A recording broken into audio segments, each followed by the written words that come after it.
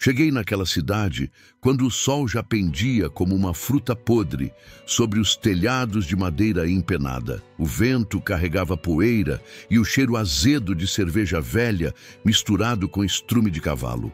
Não era meu destino, apenas uma parada forçada porque meu animal mancava e eu precisava de água. A praça central estava cheia de gente, mais do que uma cidade daquele tamanho justificaria numa tarde de quarta-feira. Formava um semicírculo irregular em torno de algo que eu ainda não podia ver, mas já podia sentir.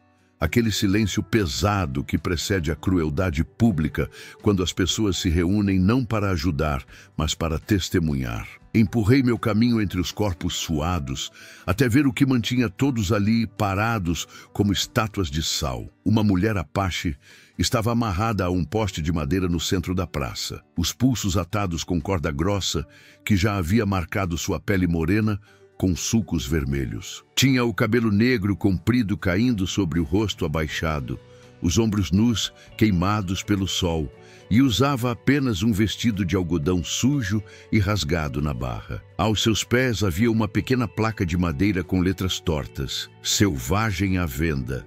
$20 ou melhor oferta.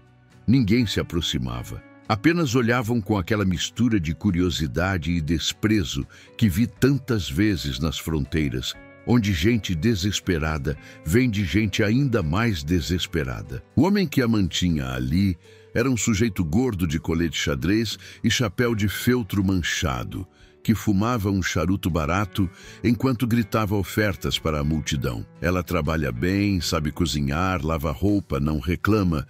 Boa índia mansa, já foi domada.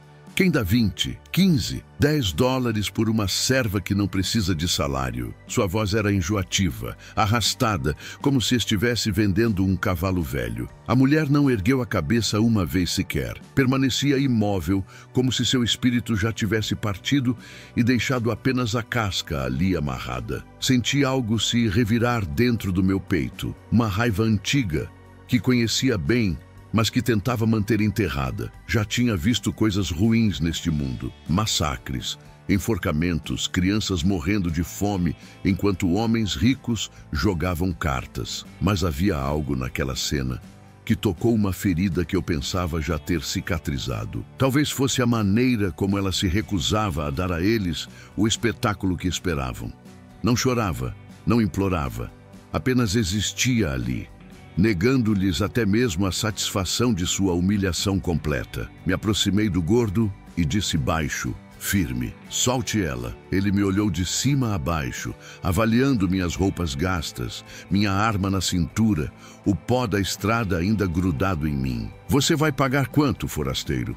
Tirei $20 do bolso, toda a prata que tinha conseguido no último trabalho, e joguei aos seus pés. Isso compra a liberdade dela ou apenas seu silêncio? Ele sorriu, mostrando dentes podres. Compra ela, acorda e ainda sobra para eu beber hoje. Negócio fechado. Pegou o dinheiro com dedos gordos e engordurados, guardou no colete e afastou-se assobiando como se tivesse vendido uma vaca leiteira. Me ajoelhei na frente dela e comecei a desamarrar os nós.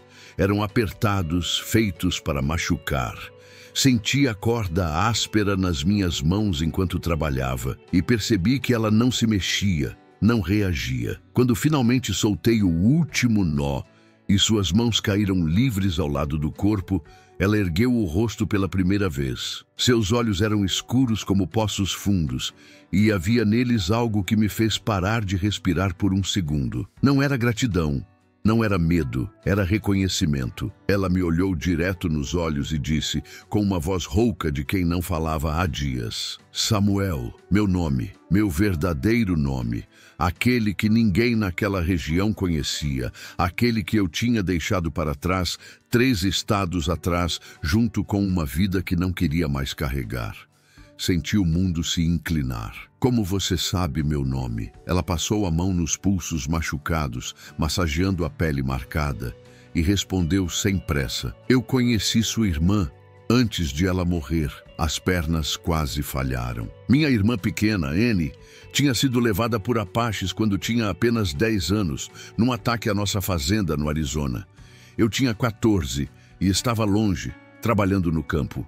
Voltei para encontrar minha mãe morta e Anne desaparecida.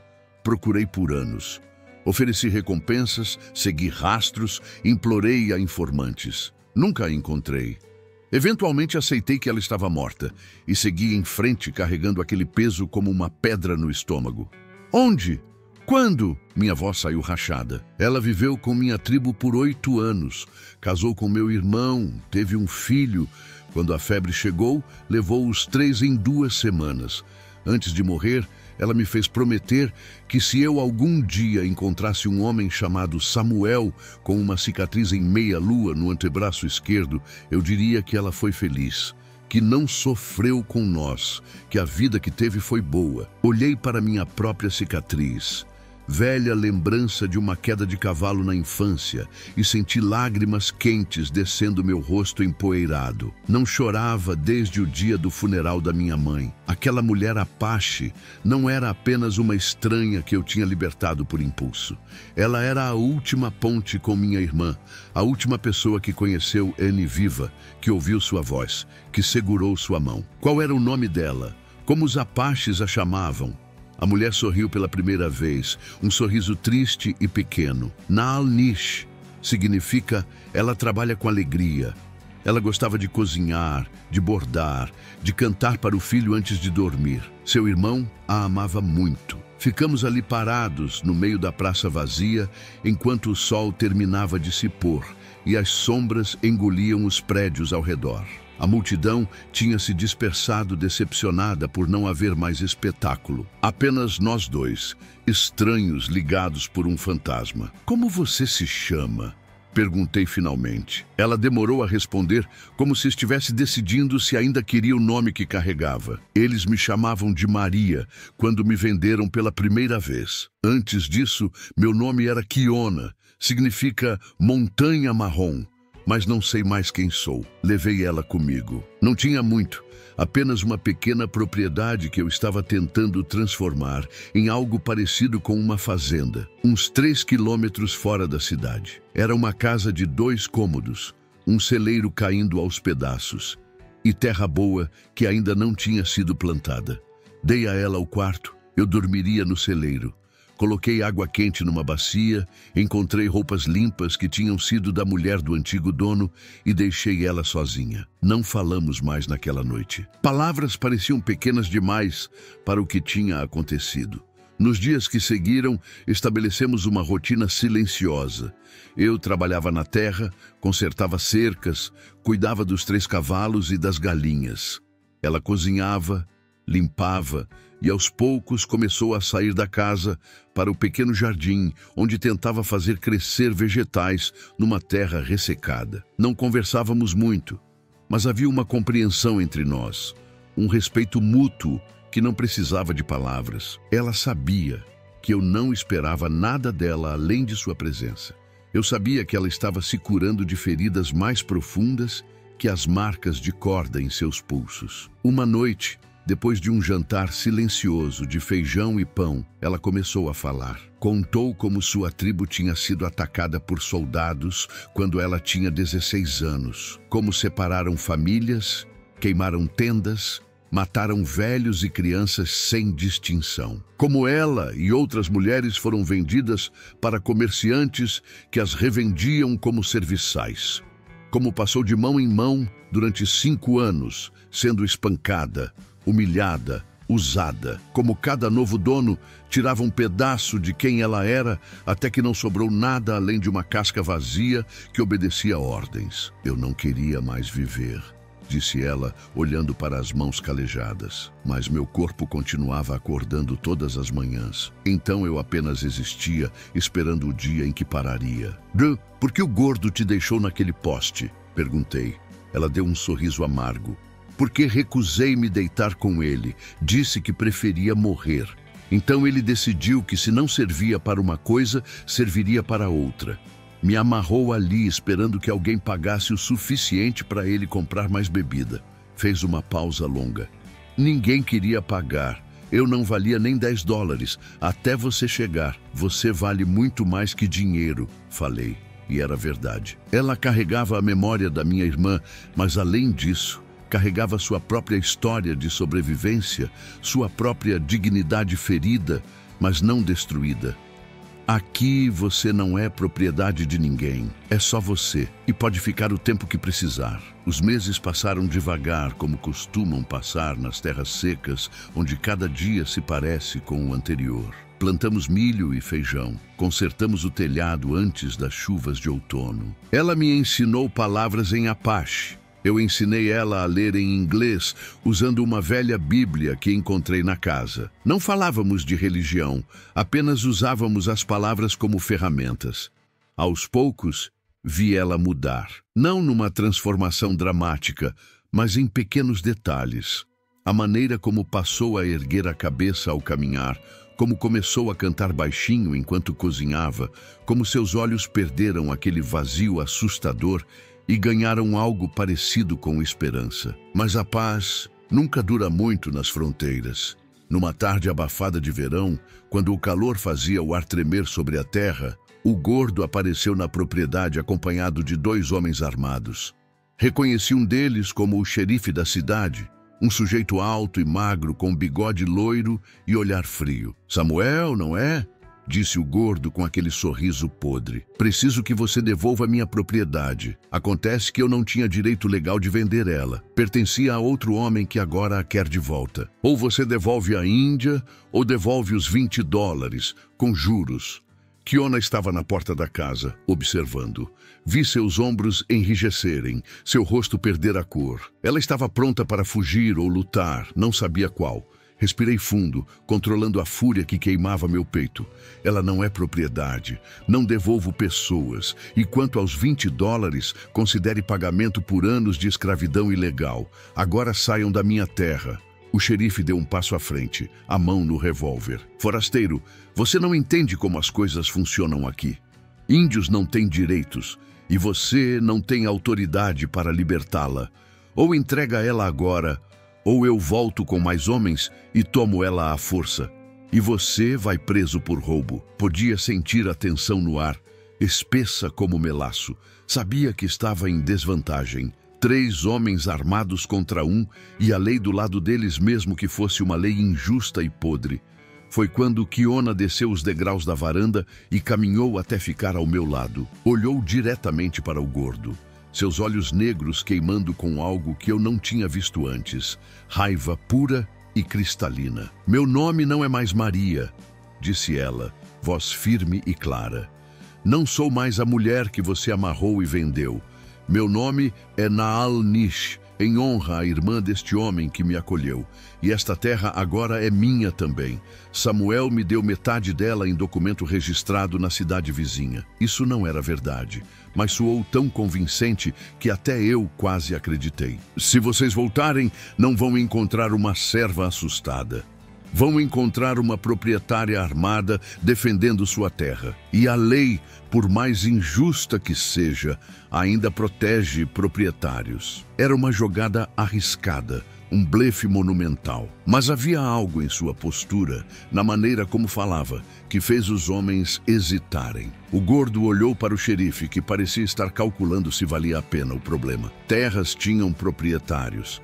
E proprietários tinham direitos que índios não tinham. Se ela alegava ser proprietária, mesmo que fosse mentira, precisariam de tempo para provar o contrário. Tempo e esforço que nenhum deles queria gastar numa Índia.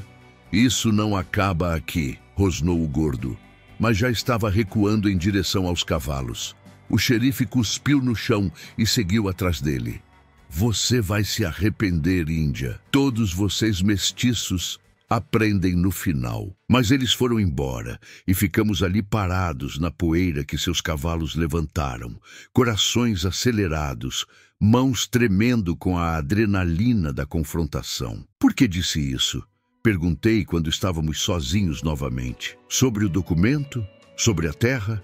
Ela me olhou com algo próximo a um sorriso. "Porque percebi algo hoje. Eles só respeitam propriedade. Não respeitam pessoas, especialmente pessoas como eu. Mas se eu for proprietária, se tiver algo que possam tomar, mas que custa mais que vale, então sou menos vulnerável." E também percebi outra coisa. Fez uma pausa. "Eu quero um novo nome, não Kiona. que me lembra quem eu era antes de tudo desmoronar. Não Maria, que me foi dado por quem me escravizou. Quero Nalnish, porque sua irmã merece ser lembrada e porque significa trabalhar com alegria. E eu quero aprender a fazer isso novamente. Naquela noite, elaboramos um plano. Fomos até a cidade vizinha, mais progressista e menos controlada pelos mesmos homens velhos e corruptos. Lá, encontramos um advogado jovem recém-chegado do leste que ainda acreditava em justiça. Contamos nossa história. Mostrei os $20 que tinha pago. Ela mostrou as cicatrizes nos pulsos. Ele elaborou documentos de propriedade compartilhada da terra, registrou o novo nome dela e fez cópias que guardamos em lugares diferentes caso alguém tentasse destruir os originais. Custou quase tudo que tínhamos economizado, mas valeu cada centavo. Quando voltamos, começamos a transformar a pequena propriedade em algo mais. Plantamos mais terra, compramos mais galinhas, consertamos o celeiro. Mas mais importante que isso, Nalnish começou algo novo. Numa das viagens à cidade vizinha, encontrou 2 mulheres indígenas numa situação similar à que ela tinha vivido. Sem lugar para ir, sem recursos, à mercê de homens violentos. Ofereceu abrigo. Elas vieram tímidas e assustadas no início, mas aos poucos se abrindo, trabalhando ao lado dela, reconstruindo pedaços de dignidade que tinham sido estilhaçados. Em 1 ano, tínhamos 5 mulheres vivendo na propriedade. Construímos mais quartos, expandimos o jardim, começamos a vender vegetais e ovos na cidade. Não éramos ricos, mas éramos independentes. E mais importante, éramos uma comunidade. Mulheres que tinham sido descartadas, vendidas, abusadas, agora se erguiam juntas, cada uma ajudando a outra a carregar o peso que antes carregavam sozinhas. O gordo e o xerife nunca voltaram, mas sua raiva se manifestava de outras formas. Espalhavam rumores, diziam que nossa propriedade era um covil de prostitutas índias, que eu estava construindo um harém. Algumas pessoas na cidade se recusavam a comprar nossos produtos, mas outras, especialmente mulheres, começaram a aparecer. Traziam roupas, ferramentas, às vezes apenas palavras de encorajamento.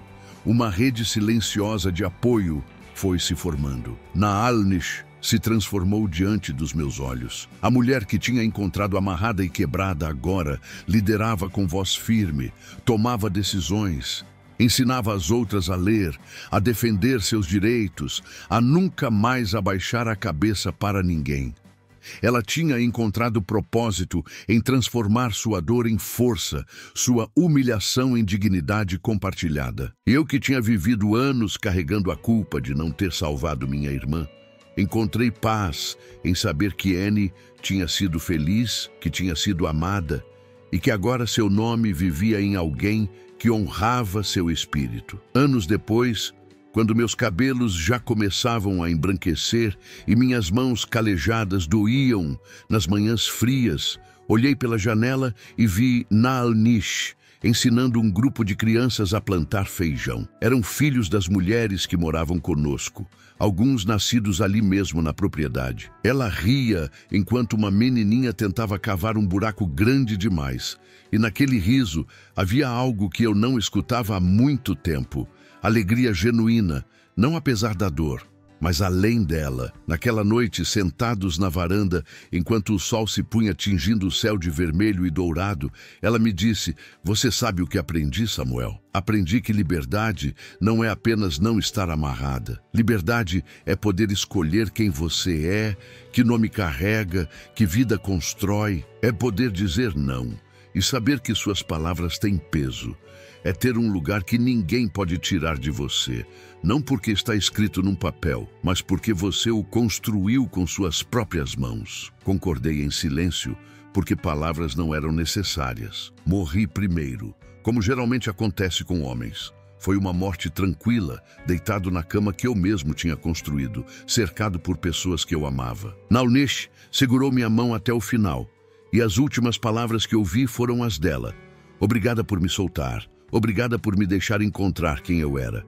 E depois, suave como um sussurro, Annie estaria orgulhosa de você. A propriedade continuou depois que parti. Nalnish Viveu mais 15 anos, tempo suficiente para ver a pequena fazenda se transformar num refúgio conhecido em 3 estados como lugar onde mulheres podiam recomeçar. Plantou uma árvore para cada mulher que passou por ali. E quando finalmente seu próprio tempo chegou, havia um pequeno bosque onde antes só existia terra seca. Cada árvore tinha um nome gravado na base, memórias vivas de pessoas que se recusaram a ser esquecidas. Hoje dizem, ainda há uma placa na entrada daquela propriedade, desbotada mas legível. Aqui ninguém é propriedade de ninguém. Aqui todos têm nome. Aqui a liberdade é plantada e cultivada. E quando o vento sopra entre as árvores, ainda se pode ouvir o eco de uma canção Apache. A mesma que Nalnish cantava enquanto trabalhava. Uma melodia sobre montanhas marrons e mulheres que trabalham com alegria. Sobre correntes quebradas e sementes que brotam em terra dura. Porque no final, a verdadeira vitória não é apenas sobreviver, mas transformar o chão da nossa humilhação no solo onde outras pessoas podem finalmente, pela primeira vez, erguer a cabeça e simplesmente existir livres.